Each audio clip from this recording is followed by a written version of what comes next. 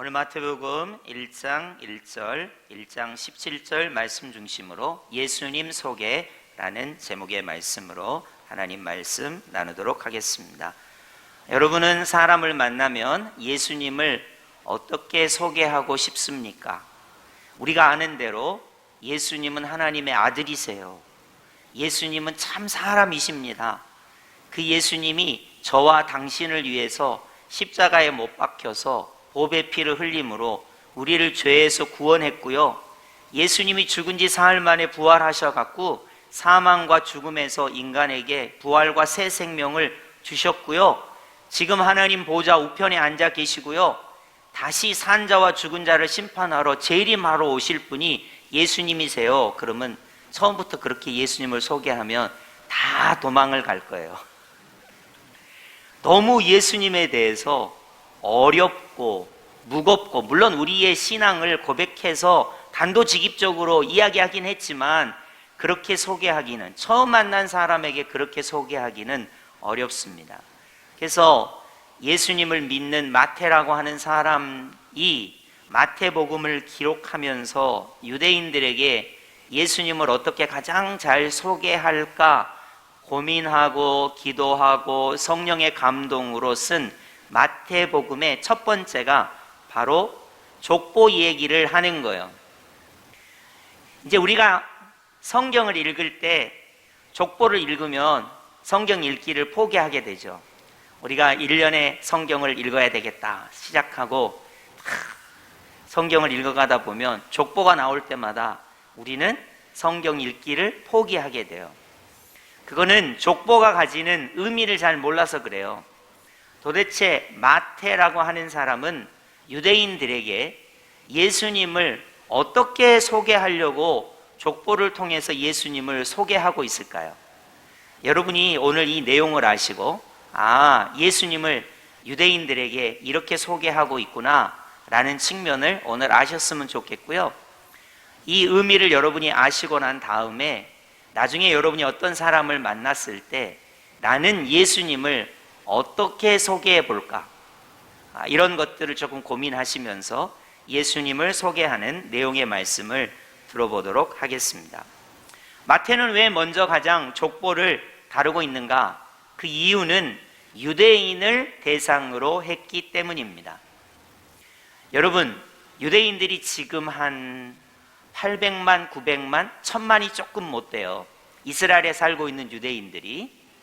예수님 당시에는 그래도 복음을 예수님이 전하셨고 해서 유대인들이 예수님을 조금 믿는 편이었는데, 현대에 와서 지금 살고 있는 이스라엘 유대인들이 한 900만에서 1000만 조금 못 되는데 1%에서 2%만 예수님을 믿고 나머지 98%에서 99%는 예수님을 안 믿습니다. 참 희한하죠?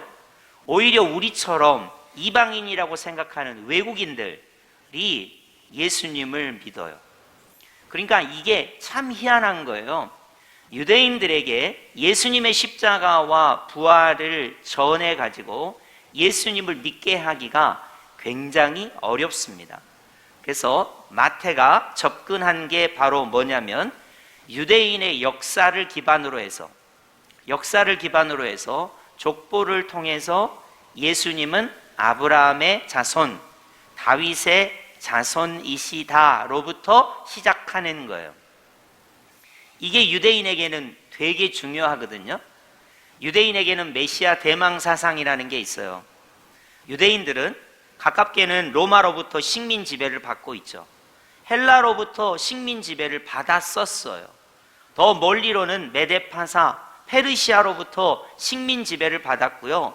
더 멀리로는 바벨론에 의해서 포로로 끌려가서 70년이 되도록 그 식민살이를, 노예의 살이를 했단 말이에요. 그러니까 이 가운데 발생한 게 뭐냐면 메시아 대망사상이에요. 구원자가 오셔서 우리를 구원해 주실 거라는 거예요. 이 메시아가 오시려면 가장 중요한 게 뭐냐면 메시아가 갖춰야 할 자격 요건이 있어요. 이 메시아는 아브라함의 자손이어야 해요. 다윗 왕의 자손이어야 해요. 이거를 반드시 충족시켜야 합니다. 그렇기 때문에 이 마태가 유대인들에게 예수님을 소개할 때 가장 중요하게 생각하는 것, 우리가 읽을 때는 누가 누구를 낳고 누가 누구를 낳고 해서 금방 흥미가 떨어지지만, 유대인들은 자기의 눈을 반짝반짝 뜨고 이 족보를 쳐다볼 수밖에 없었던 이유는 예수님이 누구신가를 알려면 아브라함의 후손이고 다윗 왕의 후손이라는 것이 먼저 유대인들에게 전해져야 이들이 예수님을 소개받을 마음이 생기는 거예요. 그래서 마태는 이 족보, 우리가 읽을 때는 아휴 심하다, 이거를 뭘 이렇게 많이 사람 이름을 써놨어, 이름 읽기도 어렵고 힘든데, 그러면서 성경 읽기를 포기할 법한 그 족보를 써놓은 것입니다. 그래서 여러분, 마태가 이 족보를 마태복음에 먼저 기록한 것은 예수님을 유대인들에게 잘 소개하기 위함이라는 취지를 여러분이 잘 아셔야 합니다.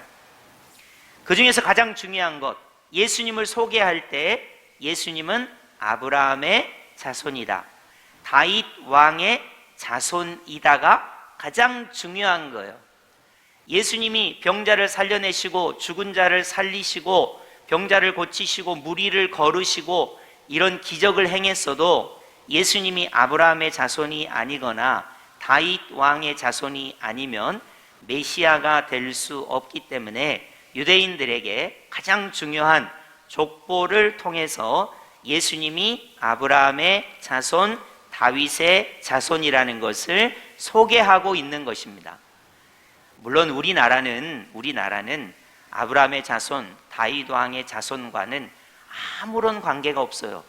이렇게 전도하면, 이렇게 소개하면 우린 관심이 없겠죠. 우리는 오히려 이방인의 입장에서 죄에서 우리를 구원하시는 분이 누구냐, 사망에서 우리를 구원하시는 분이 누구냐, 우리의 고난과 역경에서 우리를 구원하시는 분이 누구냐, 이렇게 접근하는 게 가장 효과적이에요.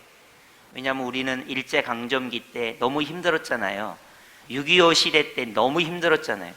70년, 80년 경제개발기 때 너무 힘들었잖아요.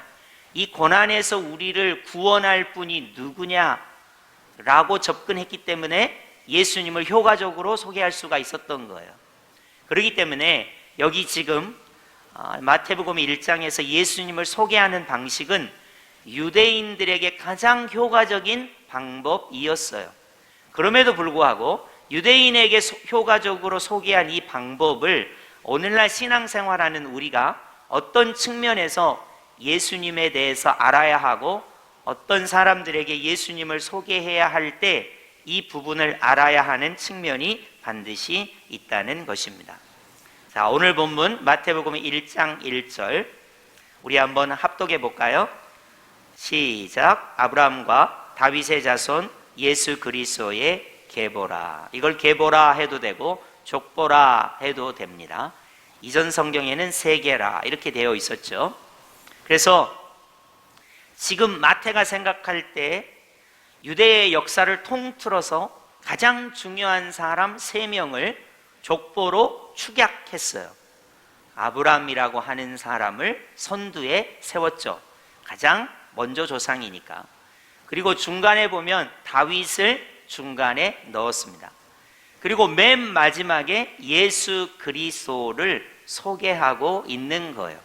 예수님을 소개할 때 아브라함을 통해서 예수님을 소개하고 있고 다윗을 통해서 예수님을 소개하고 있는 것입니다. 이게 유대인에게는 매우 중요해요. 아브라함을 빼고 예수님을 소개할 수 없어요. 다윗을 빼고 예수님을 소개할 수 없어요. 물론 우리 입장에서는 다윗이 없어도 아브라함이 없어도 예수님을 소개할 수 있습니다. 우리나라 사람들에게는 예수님의 십자가를 믿으세요 이렇게 소개하면 우리는 효과적입니다. 왜냐하면 우리나라 사람들은 아브라함 잘 몰라요. 다윗 잘 모릅니다. 굳이 그분들의 자손이라고 소개 안 해도 됩니다. 그러나 유대인들에게는 반드시 예수 그리스도는 아브라함의 자손입니다. 다윗의 자손입니다. 이렇게 소개해야 돼요. 왜냐하면 유대인들은 메시아 구원자를 대망할 때 메시아는 반드시 아브라함의 후손이어야 돼요. 메시아는 반드시 다윗의 후손이어야 돼요. 이게 필요 충분 조건입니다. 필요 충분 조건.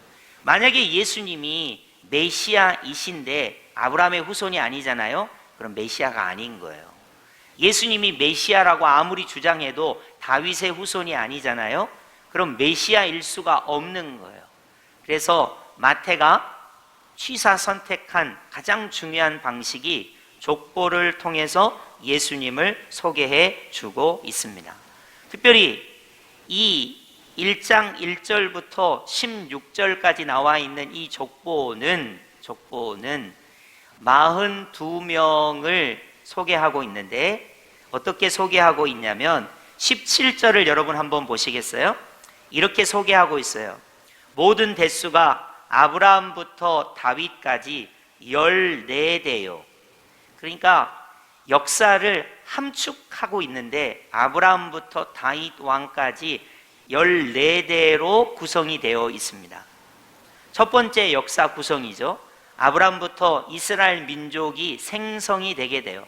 그리고 다윗 왕까지 14대를 통해서 이스라엘 나라, 통일 나라를 소개하고 있어요. 여러분, 우리나라 역사를 간략하게 소개하면 우린 그러잖아요. 고조선부터 시작해서 삼국시대를 거쳐서 통일신라를 거쳐서 고려를 거쳐서 조선을 거쳐서 오늘날 근대화가 되었다. 대한민국이 있게 되었다. 이렇게 소개하면 우리나라 반만년 역사를 얼마나 함축적으로 한 문장으로 소개했겠어요. 그렇기 때문에 여기 지금 아브라함부터 다윗까지 14대, 이스라엘의 건국부터 이스라엘이 나라를 건국한 내용을 함축하고 있습니다. 그리고 두 번째 단락을 보시면 다윗부터 바벨론으로 사로잡혀 갈 때까지 14대요 그랬어요. 이거 설명을 붙이면 다윗부터 요시야 왕까지입니다. 다윗이 통일 왕국의 2대 왕이고요. 요시야가 분열 유다 왕국의 16대 왕이에요.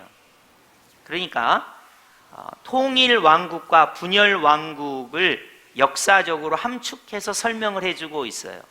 그러니까 다윗 왕부터 요시야 왕까지 14대가 족보로 기록이 되어 있습니다.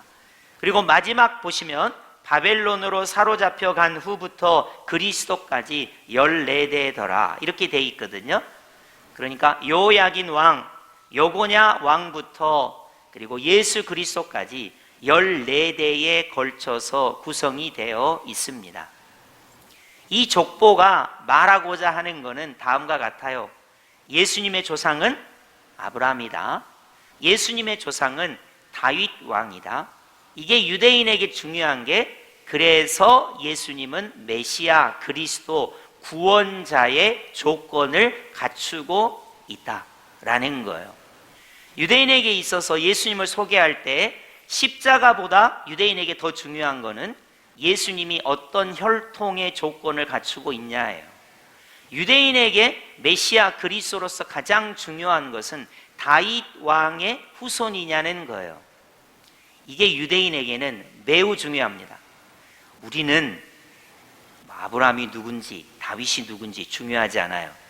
우리는 뭐라고 그럴까? 일제강점기 혹은 6.25 혹은 근대화를 하면서 너무나 못 살고 못 먹었기 때문에 우리는 예수님을 통해서 우리의 고난에서 구원받는 게 훨씬 중요했어요. 그래서 약간 기복적인 것이 없지 않아 있었지만 예수 믿으면 구원받습니다. 예수님 믿으면 복받습니다. 이게 우리나라 사람들에게는 훨씬 접근하기가 편했던 거예요. 근데 제가 왜 예수님 소개를 족보를 통해서 이야기하느냐? 여러분이 이왕 마태복음을 펴고 예수님을 소개하면서 족보를 볼 때 이 족보가 가지는 의의를 아시고 성경을 읽어야 된다는 거예요. 왜 마태는 유대인들에게 족보를 통해서 예수님을 소개하고 있느냐? 예수님이 아브라함의 자손이시요 예수님이 다윗 왕의 자손이시라는 것을 말하고 있습니다. 자, 그러면 우리가 본문은 아니지만 2절부터 6절까지 정말 아브라함부터 다윗 왕까지 14대인지 빠른 속도로 확인해 보도록 하겠습니다. 자, 마태복음 1장 2절부터 6절입니다. 여러분 성경을 잘 보시기 바랍니다. 아브라함이 이삭을 낳고 이삭은 야곱을 낳고 야곱은 유다와 그의 형제들을 낳고 유다는 다말에게서 베레스와 세라를 낳고 베레스는 헤스론을 낳고 헤스론은 람을 낳고 람은 아미나답을 낳고 아미나답은 나손을 낳고 나손은 살몬을 낳고 살몬은 라합에게서 보아스를 낳고 보아스는 룻에게서 오벳을 낳고 오벳은 이새를 낳고 이새는 다윗 왕을 낳으니라. 여러분이 보기 쉽게 제가 번호를 매겨놨어요. 1대부터 14대까지. 여러분 숫자가 보여요? 제가 여러분이 편하시게 1대부터 14대까지. 아, 맞다. 첫 번째 14대에는 아브라함부터 다윗 왕까지예요.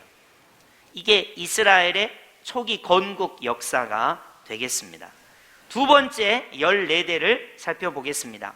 다윗부터 포로로 끌려가기 전 요시야 왕까지입니다. 6절부터 10절이죠.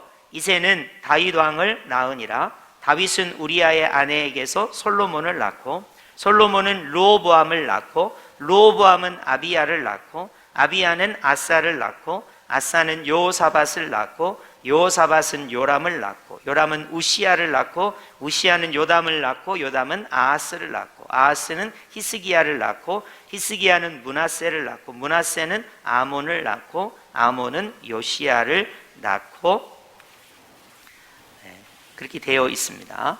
그래서 이렇게 14대를 다윗 왕부터 요시야 왕까지 14대를 이스라엘 통일 왕국, 이스라엘 분열 왕국의 왕들을 소개하고 있어요. 그래서 예수님의 조상이 아브라함이구나, 예수님의 조상이 다윗이구나 라는 것을 족보를 통해서 확인시켜 주고 있습니다. 마지막 14대를 보겠습니다. 이제 이스라엘은, 유다는 망해요. 바벨론으로 포로로 끌려갑니다. 바벨론 포로 생활, 메데파사 페르시아 포로 식민지 지배, 헬라의 식민지 지배, 그리고 예수님 당시에 로마의 식민 지배를 받고 있었어요. 그러면 과연 다윗의 혈통이 예수님으로부터 어떻게 이어지는가, 이거를 족보를 통해서 가르쳐주고 있습니다. 12절부터 16절입니다. 바벨론으로 사로잡혀 갈 때에 요시야는 여고냐와 그의 형제들을 낳으니라.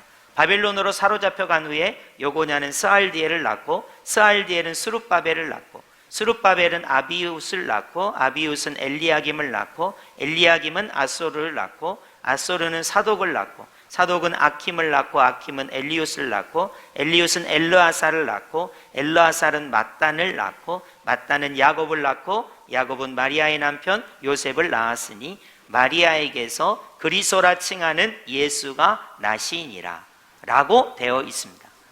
그러면 예수님을 소개할 때 왜 족보를 이렇게 지난하게 14대 42명을 굳이 소개하면서 예수님을 소개하느냐? 예수님의 조상이 아브라함이고 예수님의 조상이 다윗 왕이다. 예수님이 메시아 그리스도 구원자로서 필요 충분 조건의 유대인에게 가장 필요한 것은 예수님이 아브라함의 자손, 다윗의 자손이시라는 것을 먼저 유대인에게 소개를 해야 유대인들의 마음이 열린다는 거예요. 그래서 여러분이 예수님은 아브라함의 자손, 다윗 왕의 자손이라는 게 매우 중요하니까 이런 얘기를 하는구나 라고 여러분이 받아들이시면 돼요.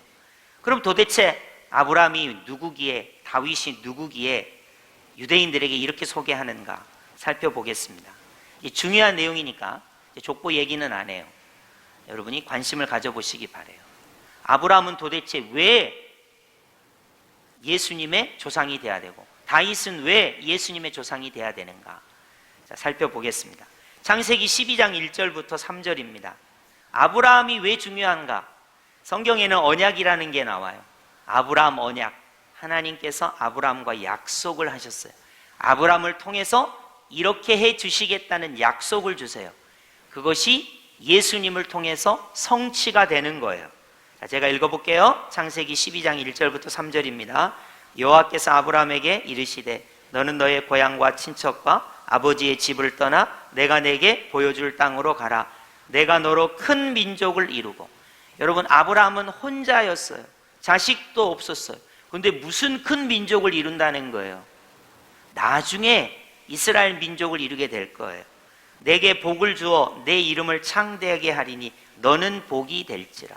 아브라함 자체가 복은 아니에요. 예수님을 통해서 온 인류가 복을 받게 될 거라는 거예요.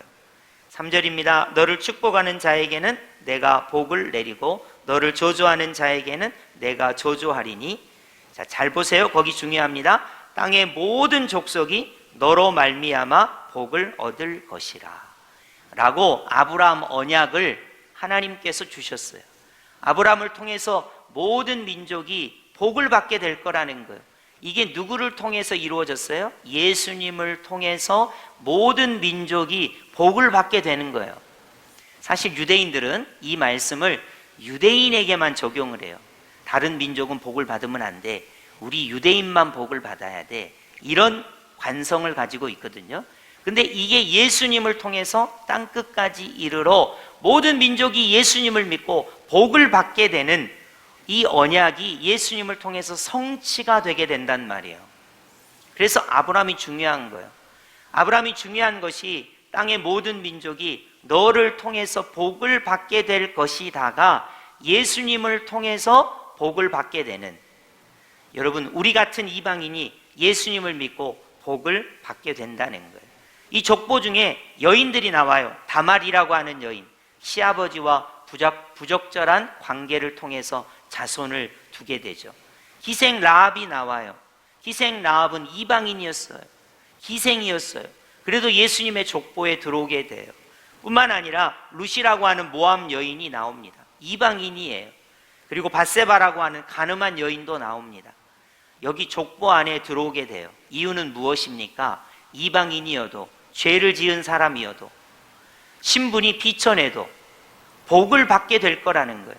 우리처럼 이방인이어도 저 동방의 땅 끝에 있는 우리나라 사람일지라도 예수님을 통해서 하나님의 복이 임하게 될 것이라는 것이 이루어졌다는 거예요. 그래서 아브라함 언약을 이루시는 분이 예수님이시고 아브라함의 자손이 예수님이시다를 강조하기 위해서 예수님을 소개할 때 아브라함의 자손이라고, 아브라함의 언약을 이루신 분이 예수님이라고 소개를 하고 있는 것입니다. 이제 다윗 언약을 살펴보겠습니다. 사무엘하 7장 16절에서 17절입니다. 제가 읽어드릴게요. 내 집과 내 나라가 내 앞에서 영원히 보존되고 내 왕위가 영원히 견고하리라 하셨다 하라. 나단이 이 모든 말씀들과 이 모든 계시대로 다윗에게 말하니라. 여러분, 우리가 역사를 제가 소개해드렸잖아요.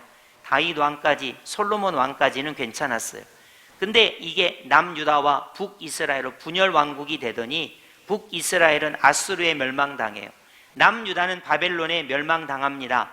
그리고 포로로 끌려갑니다. 식민 지배를 받아요. 그리고는 헬라의 식민 지배, 로마의 식민 지배를 계속 받습니다. 그러니까 다윗의 왕위가 영원한 게 아니에요.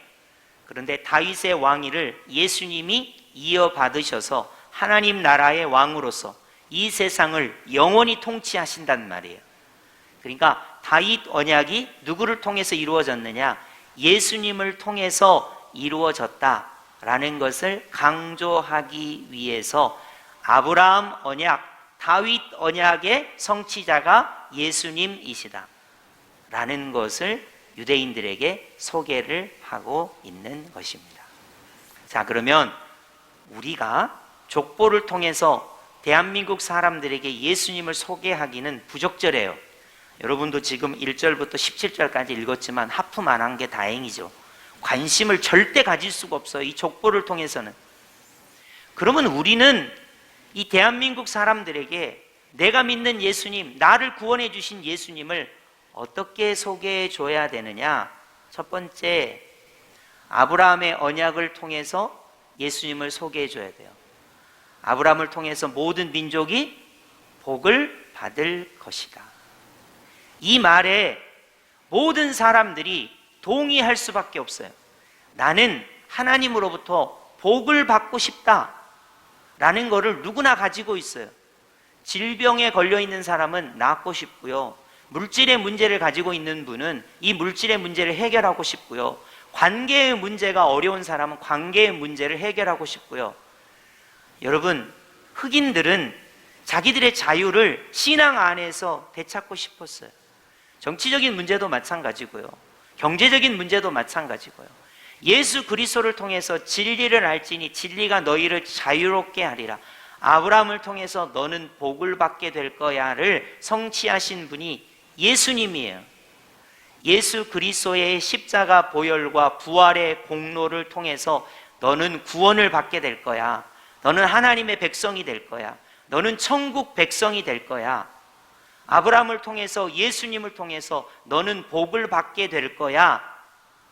이거를 우리는 통해서 예수님을 소개할 수 있다는 거예요. 그리고 다윗을 통해서 예수님이 영원한 왕이 되어 우리를 통치하실 거야. 여러분, 우리가요, 마음 둘 데가 없을 때가 많아요. 누가 나의 주인인가? 내가 주인이 돼서 내 마음대로 살아갈 때가 있죠. 내가 존경하는 선생님, 스승님, 정치 지도자를 따라다닐 때가 있어요. 그러나 그분들도 인간이기 때문에 나를 실망시킬 때가 있고 나도 나에게 실망할 때가 있어요. 과연 누가 나의 주인이고 누가 나의 왕이신가? 누가 나를 통치하시고 나를 다스리시는가? 그분이 바로 다윗의 왕권을 가지시고 영원히 나를 통치하시고 나의 왕이 되시는 예수 그리스도가 나의 주인이시요, 나의 주님이시요, 나의 왕이시라는 것을 소개해 주는 거예요. 그래서 여러분, 족보를 통해서 우리가 은혜 받기는 어려워요. 이 족보는 유대인들에게 좋게요. 유대인들에게 예수님을 소개할 때 이거 보세요. 예수님은 그리스도 메시아 구원자세요. 아브라함의 후손이시고요, 다윗의 후손이시고요, 아브라함이 언약을 예수님을 통해서 이루셨어요. 다윗의 언약을 예수님을 통해서 이루었어요. 이건 유대인에게 적절한 표현이고요. 오늘을 사는 우리가 현대인들에게 예수님을 소개할 때 아브라함을 통해서 모든 민족이 복을 받게 될 것이라고 하신 말씀을 예수님을 통해서 나와 너가 예수님을 통해서 복을 받게 될 것입니다. 죄에서 자유를 얻게 될 것입니다. 사망에서 자유를 얻게 될 것입니다. 모든 고난과 역경으로부터 자유를 얻고 복을 얻게 될 것입니다 라고 소개하는 것이고요. 우리가 마음 들 곳 없이 누가 나의 왕이신가? 누가 나의 주인이신가?